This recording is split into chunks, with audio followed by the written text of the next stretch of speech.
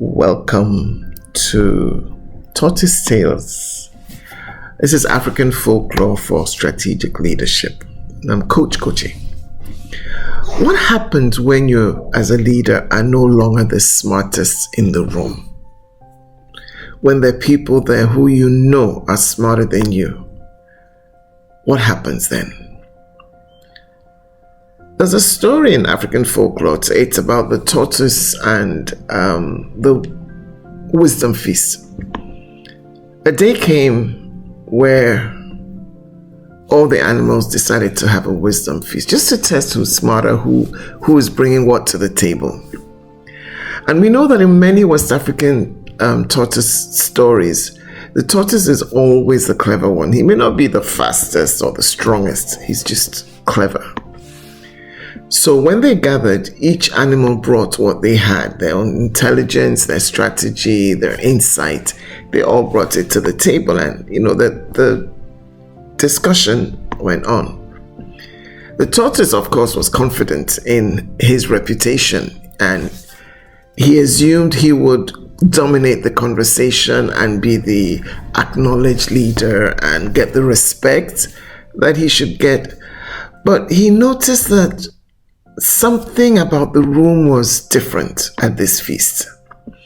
The eagle came with his foresight, and he brought this ability to see further than others. He brought it to bear during the conversation. The elephant remembered much longer facts that many of them at the table couldn't even begin to remember. The ant colony demonstrated amazing coordination skills, and the river spirit also had excellent understanding of timing. And for the first time in his life, Tortoise suddenly realized that he wasn't the sharpest mind present at the feast, and he wasn't happy about this. So instead of learning from the others, he decided to compete. Instead of listening to the wisdom and what was coming out from others, he schemed on how to bring them down. Instead of contributing, he tried to outwit them and make them look inept and, stupid. But once again, his cleverness led to isolation because the other animals couldn't stand that kind of energy that was coming from Tortoise. So African folklore says that cunning can get you into rooms where only humility can help you to stay in. So cunning gets you through the door, but to stay within that room and with the people on that table, there is an element of humility that is required. And there's a strong leadership principle here for us.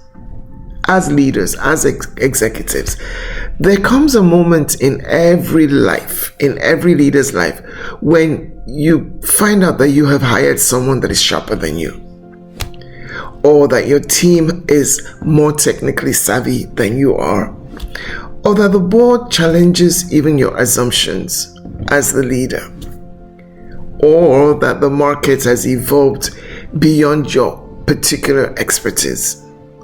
However, this is not decline. It's not something to be ashamed of. It's not something to resist. It's actually elevation. May not look like it, but that's what it is. Because if you must always be the smartest person in the room, then you're not leading. You're struggling to protect your identity or who you think you are.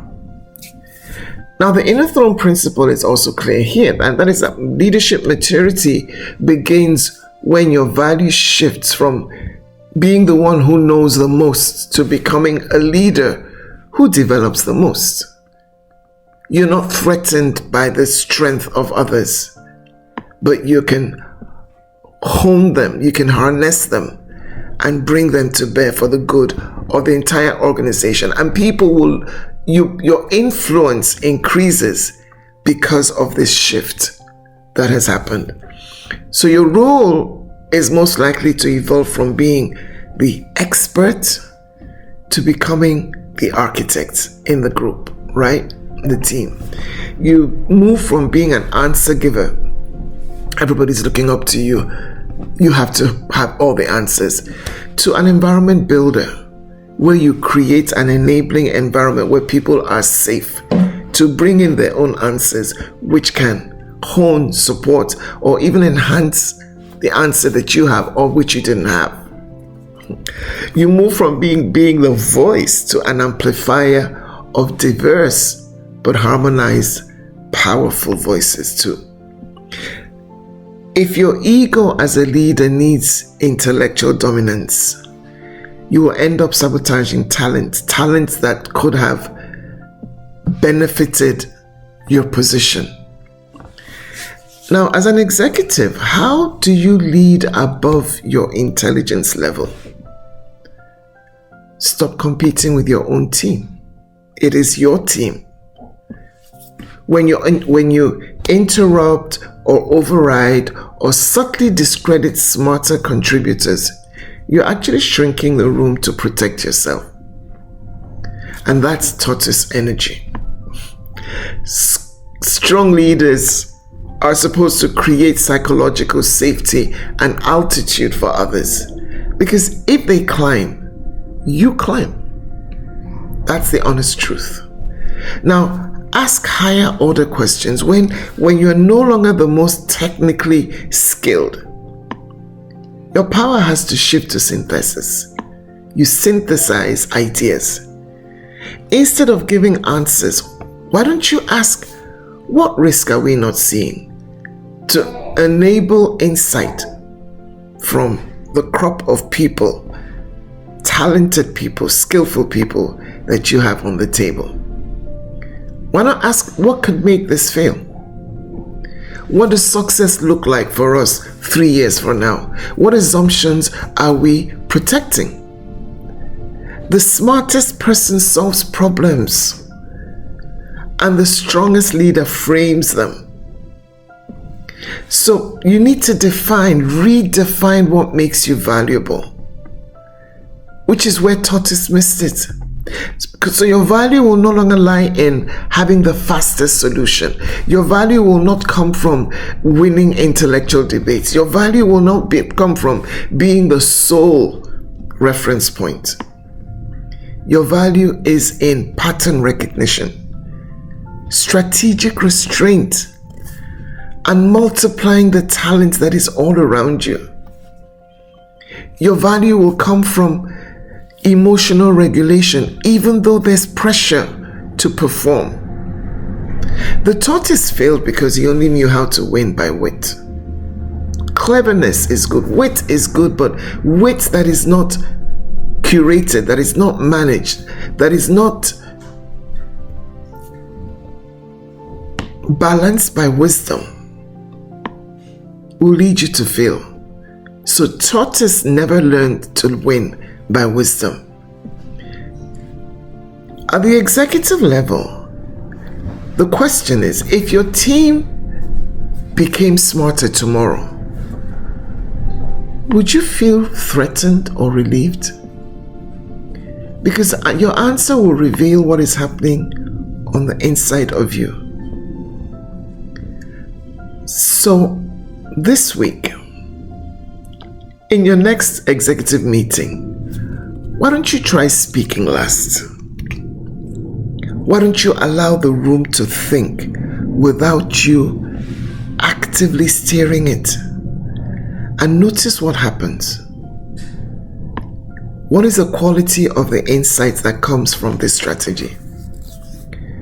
What is the confidence of your team when you step back and give them room? What happens to your own, even your internal discomfort? Does it increase? Does it go down?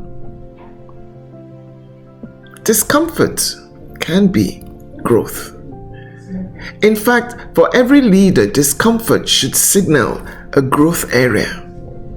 Because real leadership begins when you stop needing is a key word, to be the smartest voice, and you become the stabilizing force in the team, in the group, on the table. So this is Coach Kochi once again saying, be the stabilizing force.